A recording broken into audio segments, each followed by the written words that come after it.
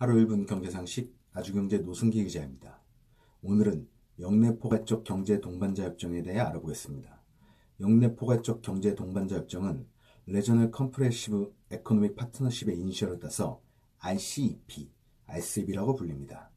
RCEP란 필리핀, 말레이시아, 싱가포르, 인도네시아, 태국, 브루나이, 베트남, 라오스, 미얀마, 캄보디아로 구성된 동남아시아 국가연합, 즉 아세안 10개국과 한중일 3국, 호주, 인도, 뉴질랜드 등 16개국이 영내 무역 자유화를 위해 체결을 추진하고 있는 다자간 자유무역 협정을 말합니다.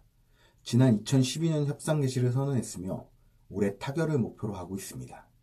체결된다면 회원국 GDP 규모와 무역액이 세계 30%에 이르는 초대형 협정이 탄생하게 됩니다. 회원국 인구만 전 세계 인구의 절반인 36억 명에 달하고 세계 GDP의 3분의 1을 차지하는 메가 FTA입니다.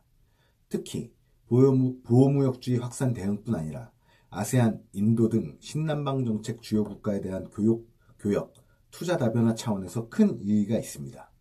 실제로 한국경제연구원이 최근 발표한 보고서에 따르면 미중 무역전쟁 최악의 시나리오라 할 수 있는 미중 상호 간 전교역 품목 25% 추가 관세 부과 경우 RCEP이 한국의 수출 감소폭을 대폭 줄이는 반면 수입 증가를 억제하는 것으로 나타났습니다. 이 시나리오대로 미국과 중국이 25% 추가 관세를 물리면 미중 무역 분쟁으로 RCEP 이전의 한국 경제에서는 장기에 걸쳐 총 75%의 수출 감소, 181%의 수입 증가가 나타났습니다.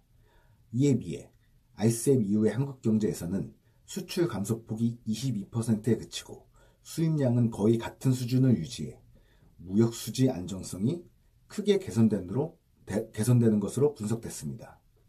또 GDP의 경우 RCEP 이전 한국 경제에서는 장기에 걸쳐 총 25%의 GDP 감소로 이어졌지만 RCEP 이후 한국 경제에서는 오히려 16% 증가하는 것으로 전망됐습니다. 보고서는 RCEP은 전반적으로 한국의 산업과 무역 구조를 긍정적으로 개편해 성장의 안정성을 크게 개선하는 것으로 분석됐다고 설명했습니다. 하루 1분 경제상식. 오늘은 아세안 10개국과 한중일, 호주, 인도, 뉴질랜드 등 16개국이 영내 무역 자유화를 위해 체결을 추진하고 있는 다자간 FTA인 RCEP에 대해 알아봤습니다. 감사합니다.